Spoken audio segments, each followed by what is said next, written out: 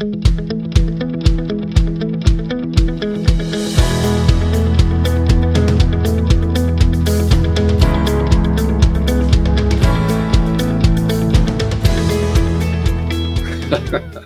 hey there, gang. It's Jim. And Christy. Jacobus with Your Marriage Matters, episode 130. Maybe we're going to stop calling it podcast because we have a YouTube channel now. We have podcast channels. We've got our Facebook page. We got all kinds of cool stuff going on right now. That we do. Yeah, it's been a lot of fun. As a matter of fact, gang, we are in week 2 of the restart of the podcast episode, YouTube channel, whatever you want to call it. And last night we recorded an amazing interview with Katie Grace Bird and Trevor Bird, owners of Durango Harley-Davidson in Durango, Colorado. And we cannot wait for you guys to hear that last week of the month. They did a pretty cool interview, huh? So much wisdom, so many great tips, wonderful advice from a couple who's been there and has experienced a lot of difficulties and challenges and how they've overcome some obstacles and are stronger now because of it. I can't wait to see where they're going to be in 5 years. I know. It's so cool. You think about their trajectory. So anyway, again, we're kind of resetting everything as we restart the podcast. And today we wanted to talk about just some basic fundamentals that it takes to build a more vibrant, healthy marriage. And these are the kinds of things that we teach all the time. Today, we're just going to kind of do a little bit of an overview of these. But at the end of the day, we will come back and tackle every one of these in detail, probably multiple times. Right. And like you said, we're going back to the basics. And some of the things that are fundamental are still crucial in a marriage. Yeah. It's crucial in any relationship. So. Well, as a matter of fact, I found a quote for that. Oh, okay. Surprising, huh? And surprising, it is a sports quote. From sports, yes. Yeah, Michael Jordan said, getting the fundamentals down, and the level of everything else you do will rise. Mm-hmm. Get the fundamentals down and the level of, let me try that one more time. Okay? Okay. Get the fundamentals down and the level of everything else you do will rise. And maybe our experience is these fundamentals we're going to share today, when we begin to master them and get better at them and better at them, everything in our life gets better. Right. If you do things on a foundational level, if you set your foundation strong, then it's Dr. Gottman talks about it in his Sound Relational House, where you put a good foundation down and you learn and you develop skills and principles around it, then the things tend to flourish. Yep. If you're not on a good foundation, if you don't have those done well, then you've got a little bit of a shaky ground. Yeah. And so here are the fundamentals we're going to talk about today. And maybe as we were putting this together, we were talking about a while ago, it reminds me of kind of something we learned a long, long time ago. Again, we would go to teach classes or go to teach a Bible study, maybe at a home group or something like that. And we would be arguing like cats and dogs right up to the point where we'd knock on the door. We'd knock on the door. They come to the door. We go, hello, how are y'all? And we both felt so conflicted and so inauthentic about it all. Gang, we finally did what we hope you guys can do and what we're going to be teaching a lot of. We sat down, we talked about it. What is going on here? We don't want to keep doing this. And what we found out was Chrissy loves teaching skill sets, and she's really, really good at it. And I love teaching principles and kind of foundational stuff. It's not like we both don't teach either one, but we had these preferences. And, what we found out was without principles, skill sets don't matter. And without skill sets, principles don't get put into practice. Right. So as we look at these 3 foundational, let's call it creating a shared vision as being a foundational principle, something we want to do. And we're going to talk about that. And then, babe, the other 2 are what? They're more of a skill set that, being a good communicator, we can all appreciate why we need to get at it, but it's the how. And the how of, how you get, we've heard for years how effective communication can help improve your relationship, how learning to solve conflict and problems together can increase your satisfaction in marriage. They're not the only things, but there are some things that we can use as a starting point, as a foundation. Sure. And so we'll talk about some key skill sets around there. There's a lot to discuss when it comes to communication. And as you said, we're just going over kind of some fundamentals, some things to get started with, some skills that you can start using today that hopefully will improve your satisfaction within your relationship. Absolutely. And again, the same thing with solving problems. I mean, I don't care how good your relationship is. There are going to be problems, guys. There's going to be things that come up, little bitty things, big things. And again, it's one of those things we get some skill set at. We can learn how to do it better. Matter of fact, I hope we keep getting better at it. Right. Because we're not through with problems in our lives. I'm sure of that. Right.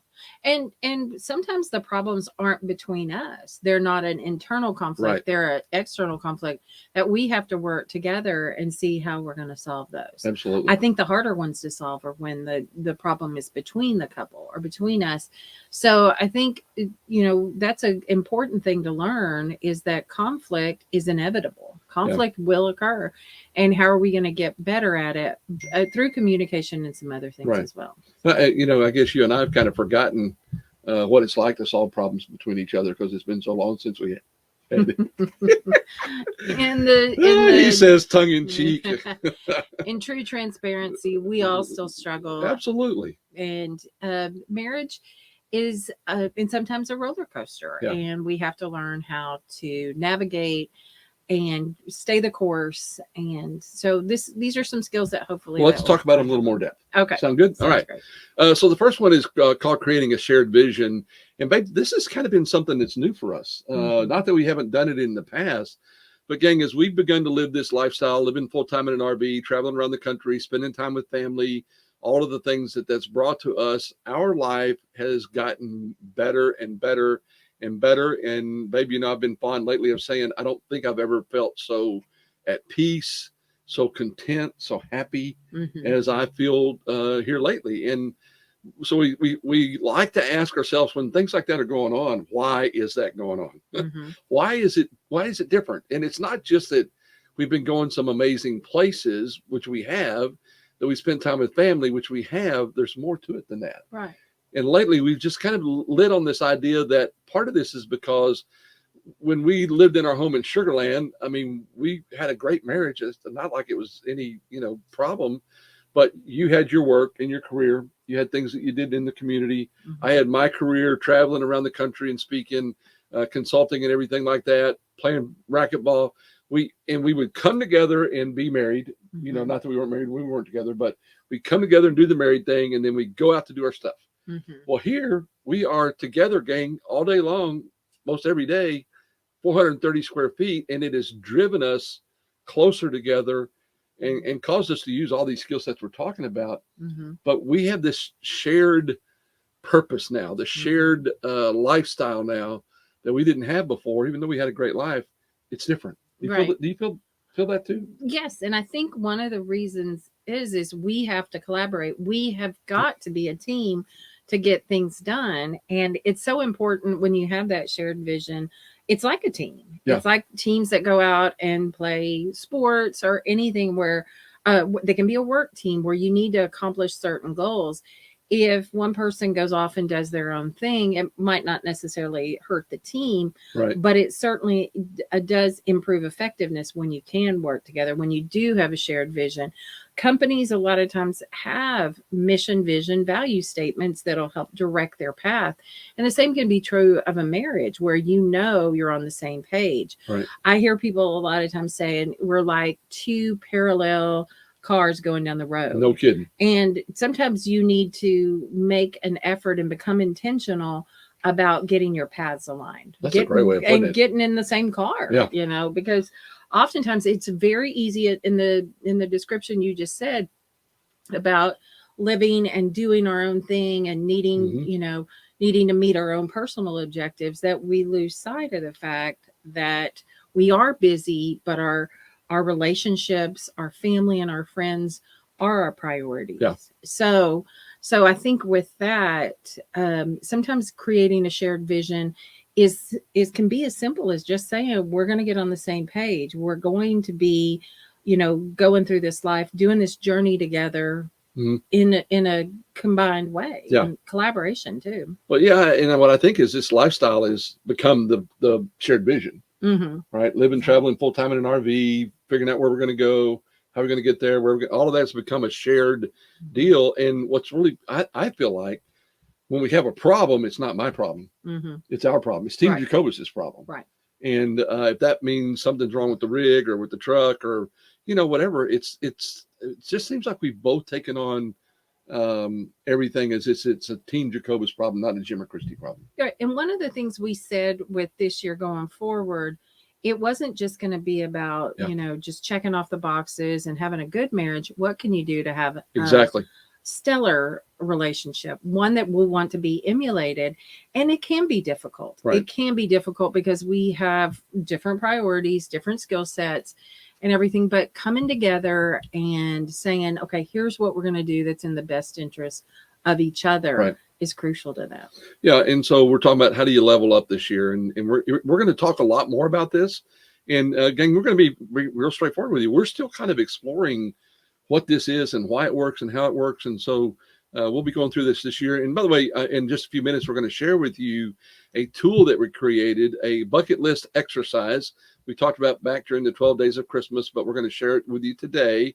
If you're listening to the podcast, watching the YouTube channel, you can go download that, and it'll give you a really good start on beginning to do the kinds of things it takes to create a shared vision. We'll share that with you in just a minute. So if we're going to have a shared vision, then we've got to do what? We've got to get better at the skills that help to build the shared vision. Absolutely. And one of them that we probably could talk about for days is Right. effective communication.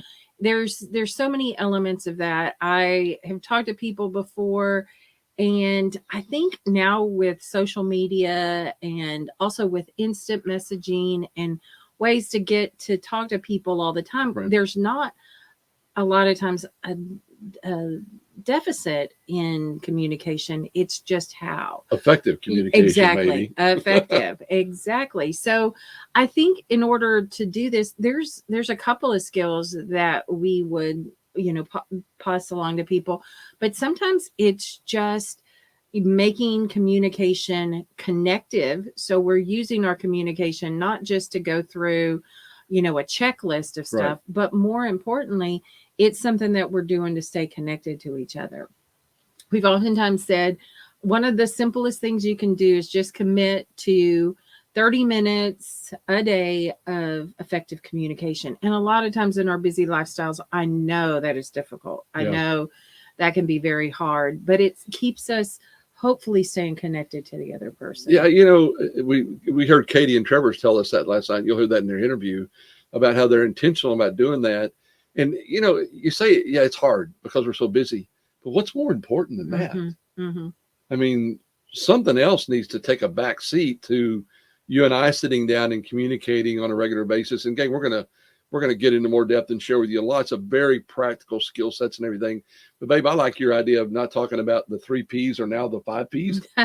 Yeah, when we're talking, a lot of times it can feel like probably to you, I'm doing a therapy session because I'm sharing with you is the problems that I'm encouraging, not obviously with clients, the problems, the priorities, like my to-do list. Here's what I'm doing today. And it is important that we check in and say, here's what I've got going on. Here's what you've got. And we do that all the time, by the way. And everything. And then for those of you who still have children at home, this is very crucial. That it's not just all about parenting and everything, because that can be the majority of the conversations. That we laugh because we used to say 30 minutes a day. That doesn't involve those 3 P's: problems, priorities, or parenting. Now, in 2020, we came up with 2 other P's: the pandemic and politics. So those probably aren't as relevant today as it used to be. But being able to spend some time just having communication and like I said, sometimes at the end of the day, I know that can be difficult, but it is so much to help you connect with the other person, to stay on the same page, and becoming that safe person who can speak and talk about what they want, feel, and need, and also listen to the other person. Yeah, and part of it's just sitting down and saying, how was your day? How are you doing? How are you feeling? How's everything going? How's your mom? Just checking in on stuff like that. Gang, as a matter of fact, I hadn't thought about this. I didn't mean to make this into a infomercial, if you will, but we are going to have our first book land on Valentine's Day. We're going to launch it then. Your Marriage Matters, 52 conversations every couple. 52 conversations to build a more vibrant, healthy marriage. And those are, we wrote them, but I'm going to tell you what, there are some great conversation starters in there. As a matter of fact, we have a sample chapter out right now. It's all about sex. Yes. And a Ooh, very I like the way you said, important, a very important conversation to have, no doubt. But. Yeah, absolutely. See, she got quiet really fast, but we do have chapters on that and money and parenting and all those kinds of things. So look for that coming out Valentine's Day. We'll be talking more about that, and probably in the next couple of weeks share with you the downloadable of that chapter you can check out if you want to. But I mean, you say this a lot, babe, and I really appreciate what you do.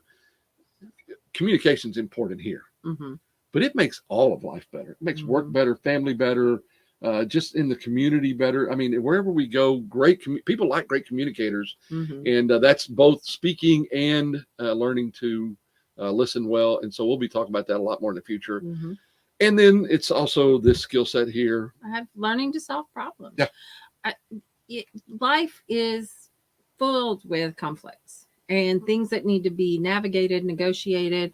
And so learning to solve problems and handle conflict is a crucial skill as well. Yeah. And so sometimes when couples have this going on, they don't have the skill sets to navigate it. And it can be multi problematic. And so one of the things I'll say is, okay, what are you doing to solve the problem? Right. What is this conflict doing within your relationship? Like I said earlier, sometimes the conflicts are external, Right. and we need to team up and attack the problem or solve the problem. You have a more direct way of solving problems. That's a nice way of putting it. I have a more indirect way of dealing with it. And I usually take my time to solve problems or conflict, and you tend to do things kind of quickly. Yeah. So, and by the way, gang, there are pluses and minuses in both of those. There are times when it needs to be dealt with. There's times when we need to take our time. And I think, babe, we've gotten pretty good at understanding when we need to do either one or both of those. I've learned a lot from Christy. I think I'm much more patient now than I certainly was when we met. And I've created a lot fewer train wrecks over the last couple of years. And you've gotten a little more step up to it every now and then and speak your mind. So we've learned a lot from each other. But this is another area that when we tackle it in another podcast, we will give you some very real world specific skill sets that you can use. We hear from people all the time. Rate the Debate has become one of the best things they ever learned. We enjoy doing that. It's a great tool. We're going to give you tons of those that are going to help you as time goes on. So, right. And one of the things that is a simple thing that you could do today is to sometimes look at the situation and say, okay, what's going on with the conflicts that we have? You know, what are we trying to do to solve them? Kind of like you would brainstorm at work. You know, here's our problem. How are we going to attack it? Because in a lot of careers and professions, your job is all about solving the problem for somebody else. In sales, it is. In other areas, that can be, you know, job number one. So use some of those skills that you've learned in other areas to solve the problems you have in relationships. And so I'm going to steal your line here. Okay. I'm going to steal your line from you because I think it bears saying. Christy says a lot of times in our workshop, a large percentage of the problems we have are never going to be solved. They're just a difference in our personality style, the way we were raised, and don't need to be solved. Now, that's coming from my lip to your ears. I know you don't. I actually hate the fact that there's these, but some of them are not going to be solved. And the way we deal with that is going, look, you know, we're different in how we handle this. Doesn't change how I feel about you. Doesn't change my respect for you, my appreciation for you. I just know that you do it differently, and sometimes that's better, and sometimes mine's better. But at the end of the day, Team Jacobus wins. And so learning how to accept the fact that some of these things are not going to get solved, it's just a difference in who we are. And you know what? I think one of the things we need to learn is I love you no matter what. Right. And I hope you love me no matter what, even in spite of some of my little things that are kind of nuts sometimes. But learning how to solve problems is huge. So bottom line is shared vision. I'm going to give you a downloadable here in just a second. Great communication skills and great problem solving skills. Not, hey, we just need to be better. No, let's level up this year. Let's say I want to be outstanding at this. And just in the journey of that, you'll watch your marriage get better. Your spouse will respect you. You'll respect each other. And you're kind of like, hey, now we're Team Jacobus going after this, or your team name. And man, there's something fun about when I know we're shoulder to shoulder going at what life. as opposed to, pulling at each other and going opposite directions. So Mm-hmm. I love these things that we're going to be teaching. And you're going to see a lot more of that as we move on down the road. And then, like I said, we created a freebie for you. It's a downloadable, the bucket list exercise. It's a 2-sided page, if you will, very simple and easy. One side gives you a bunch of instructions. The second side gives you a place to fill in. You're going to do, what do you have on your personal bucket list for 2022? What does your spouse have on their bucket list for 2022? And then this is where we really start working on shared values and shared dreams is, what do we want to put on our bucket list for 2022? Mm-hmm. Now, here's the cool part. You actually get to participate in all this together in that I support yours, you support mine, and we certainly are all on board together on the stuff we're doing. So you can download that by going to yourmarriagematters.com/130. That's for podcast 130. Or anywhere you're watching this, whether it's YouTube or you're on Spotify or iTunes, wherever, there'll be a show notes there that you can find that link and you can download it there. Do you want to share with them something that's on your personal bucket list for this next year? Let's see here. Well, I mean, this is the fulfillment of what was on my bucket list. Is us to restart the podcast, to do YouTube, and share these kinds of things in more ways with people than we've ever done before. That we're already beginning to live that out for me. How about you?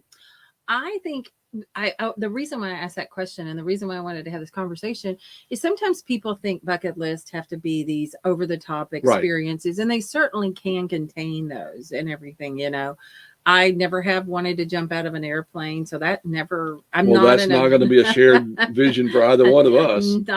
Not a bucket list item for me, but I do have some things that, as I've reflected on this, I want to put a family recipe, family cookbook together.